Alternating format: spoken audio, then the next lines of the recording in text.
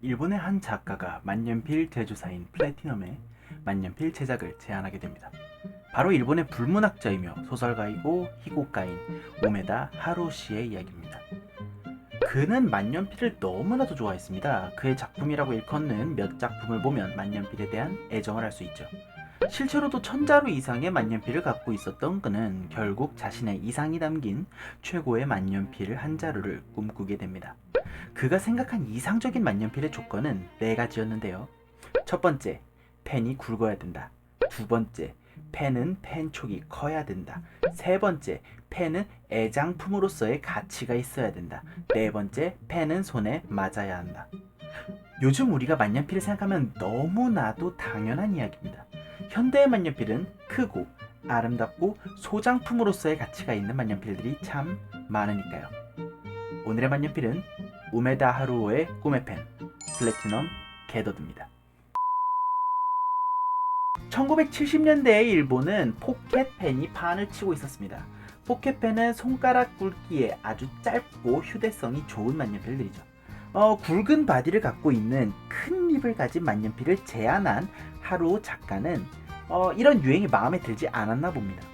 정말로 만년필을 많이 사용해본 사람으로서 당시의 포켓펜들이 손에 맞지 않은 거겠죠.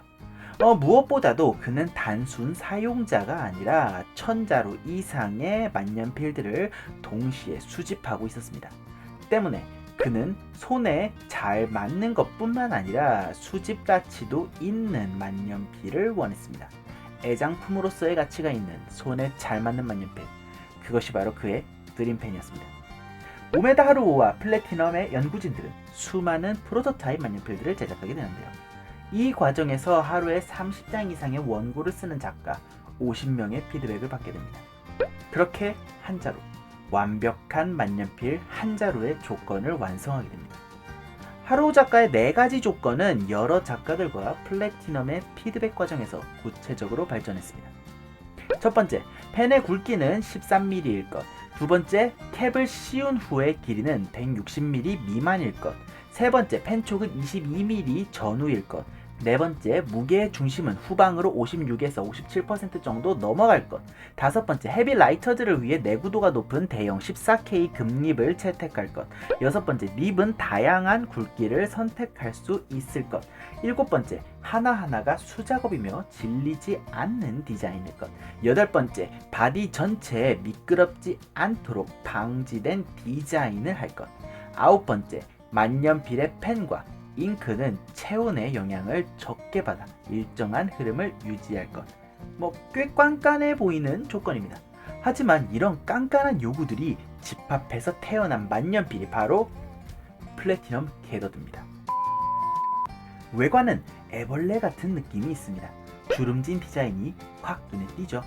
또 이 펜에서 눈에 띄는 부분을 찾아보면 또 어떤 게 있을까요? 먼저 이 만년필은 금색 캠링이 2개, 캡에 하나, 바디에 하나 있네요. 그리고 전체적으로 보면 유선형 디자인이다 라는 점도 찾을 수 있겠습니다.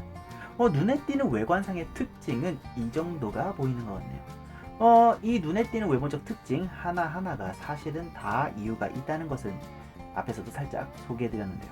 이제 하나하나 깐깐한 피드백들이 이 만년필에 어떻게 적용되어 갔는지 체크해 보겠습니다. 바디에 이런 주름들 덕분에 게더드란 이름이 붙었습니다. 게더드라는 영어 단어는 주름을 잡다 라는 뜻인데요. 펜에 주름이 잡혀 있으니 게더드라고 이름을 붙였다고 생각하는 겁니다. 하지만 한편으로는 게더드라는 영어 단어에 모으다 라는 뜻에 주목합니다. 즉 단어의 뜻과 같이 여러 사람의 의견을 모아서 만든 만년필이라는 의미가 있다고 말하기도 합니다. 명칭의 유래에 대해서는 의견이 정말 분분한데요. 저는 전자에 조금 더 쏠리지만 후자의 의견도 그럴듯하다고 생각합니다. 어쩌면 중의적인 해석을 적용해서 둘 다일 수도 있죠. 게더드의 바디에 있는 주름은 그 목적이 꽤 명확하게 있는데요. 뒤에서 펜의 배럴을 설명할 때 자세히 이야기해 보도록 할게요. 게더드의 클립은 정말이지 플래티넘스러운 클립입니다. 사실 이렇다 할 형태적인 특징은 없는데요.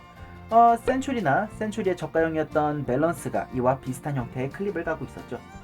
파커가 화살 클립을 고수하듯 플래티넘도 이 직선적이면서 끝이 둥근 평평한 클립을 고수하려고 하는 듯 합니다.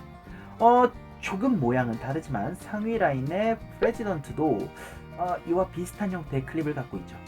캡탑은 만년필의 바디와 같이 블랙으로 누웠고요.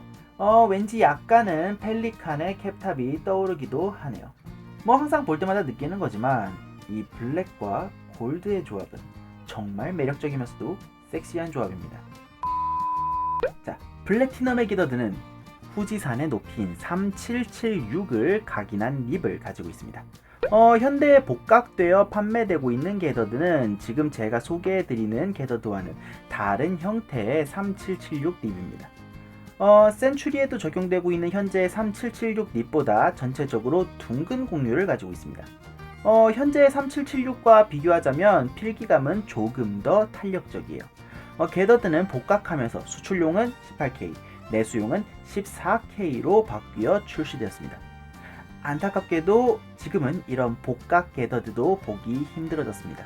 최근 단종되었다는 소식이 들려서 게더드 18K는커녕 14K도 생산이 중단되었기 때문입니다. 개인적으로 참 좋아하는 만년필인데 많이 아쉽습니다. 완전한 이별이 아니라 더 나아진 게더드로 다시 만나기 위한 잠깐의 쉬는 시간이기를 기대해봅니다. 만년필의 피드는 에보나이트로 만들어졌습니다. 에보나이트의 경우에는 친수성이 높아서 잉크의 흐름이 많습니다. 그 때문에 생각하지 못한 문제가 발생하기도 하는데요. 그 중 하나는 오버플로우 문제입니다. 셀프 필링의 시대가 오면서 오랜 숙제로 남아있던 만년필의 문제였는데요. 설명을 드리자면 만년필을 손으로 잡으면 만년필 내부의 온도가 높아지면서 내부의 공기가 팽창하게 되는데요. 내부의 공기가 팽창하면서 만년필의 내부의 잉크가 방울져서 나오게 되는 문제입니다. 현대에는 카트리지, 컨버터 등이 널리 쓰일 뿐더러 이런 플라스틱 재질의 피드를 사용하면서 해결된 문제입니다. 플래티넘 게더드의 경우에는 이렇게 배럴에 주름을 넣어 손과 배럴 사이에 공간을 만들어 놓는 것으로 문제를 해결했습니다. 주름과 주름 사이의 공간으로 인해서 손의 온도가 덜 전해지게 만드는 거예요. 그렇게 내부의 공기가 팽창하는 문제가 덜해졌고 게더드는 디자인으로 오버플로우의 문제를 잡아냈다고 평가받아요.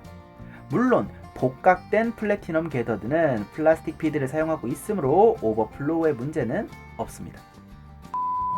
플래티넘 게더드는 캡을 빼고 사용해도 바디의 밸런스가 굉장히 좋습니다. 역시 헤비라이터들을 위한 작은 배려인가 싶기도 한데요. 일단 이 친구는 캡을 뒤에 포스팅하고 사용하는 것으로 설계되었기 때문에 포스팅해 보도록 하죠. 캡에도 주름을 끝까지 주지 않았고요. 배럴에도 주름을 끝까지 주지 않은 이유가 여기에서 나오는데요. 캡을 닫았을 때와 캡을 배럴에 포스팅했을 때의 펜 비율이 너무 이쁩니다. 분명히 이 비율도 다 계산해서 디자인했을 거예요. 자, 캡을 포스팅해 봤습니다. 배럴의 골드링과 캡의 골드링, 그 사이에 주름이 보이시나요? 놀랍게도 딱 그 부분이 만년필의 무게 중심입니다. 이것까지 계산하고 만들었다고 하니 소름이 돋을 정도네요. 무게 중심은 앞서 완벽한 펜의 조건에서 말씀드렸다시피 뒤쪽으로 56%에서 57% 정도 이동해 있습니다. 수많은 헤비라이터들의 염원이 녹아있는 만큼 무엇 하나 빼놓지 않고 만들었다는 점이 대단합니다. 계속 쓸 때마다 느껴지는 것은 의외의 무게감입니다. 플래티넘 게더드의 무게는 약 21g입니다. 비슷한 가격 라인에 있는 파이로트 커스텀 742는 24g 정도고요. 세일러 프로기어 21K의 경우에는 22g 정도입니다. 비슷한 위치에 있는 만년필들에 비교해서는 비슷하지만 약간 더 가벼운 정도입니다. 크기는 꽤 큰 만년필입니다만 큰 만큼 무겁지는 않습니다.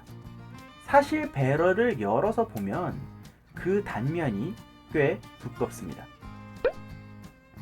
배럴에 홈을 파내었기 때문인데요. 두께를 두껍게 해야 홈을 파고도 그 내구성을 유지할 수 있기 때문입니다. 캡을 배럴에 포스팅하게 되면 앞서 이야기한 것과 같이 길이가 약 160mm가 되는데요. 저는 이러한 점을 찾을 때마다 정말 치밀하게 만년필을 만들었구나 하고 생각을 하게 됩니다. 아쉽게도 현대의 복각된 게더드는 포스팅되는 깊이가 달라져서 제가 가진 것보다는 길이가 길어집니다. 역시 게더드를 구매하려고 계획하시는 분들은 출시된 지 40년이 넘긴 했지만 구형 게더드를 구하면 좋겠다고 생각합니다. 립은 22mm로 딱 만들어져 있고요. 립에는 후지산의 높이인 3776이 각인되어 있습니다. 몽블랑이 립에 각인하고 있는 4810 역시 몽블랑 산의 높이인 4810m를 각인한 건데요. 이 3776 립을 보면 플래티넘도 몽블랑에서 영향을 받았음을 알 수 있습니다. 가만히 보니 립의 각인도 산의 모양을 하고 있는 듯 하네요.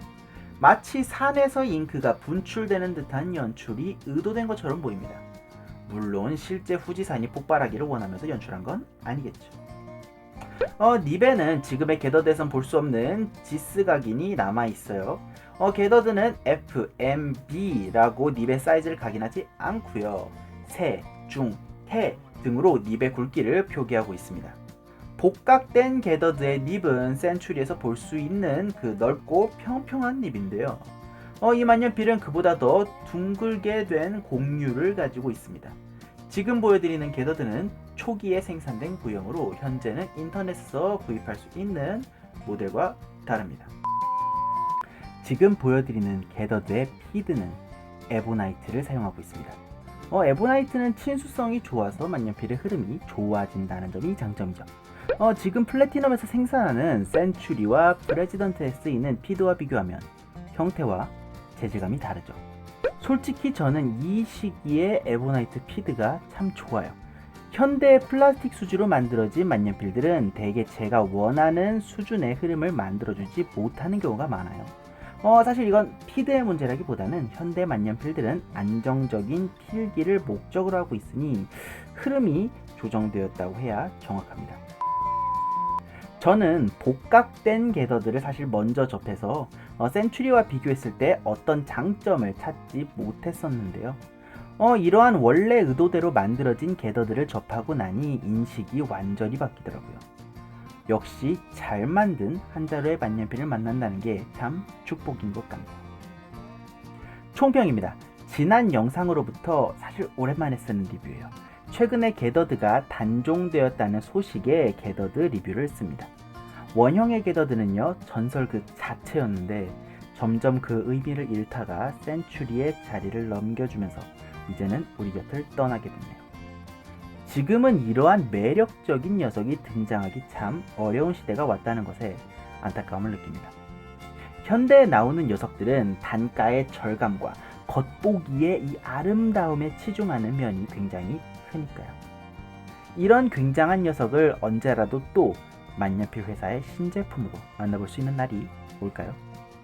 오늘은 여기까지입니다. 궁금하신 점, 새로운 의견을 댓글로 남겨주시면 답변을 드리고 다음 영상에 반영하겠습니다. 시청해주셔서 감사합니다. 끝!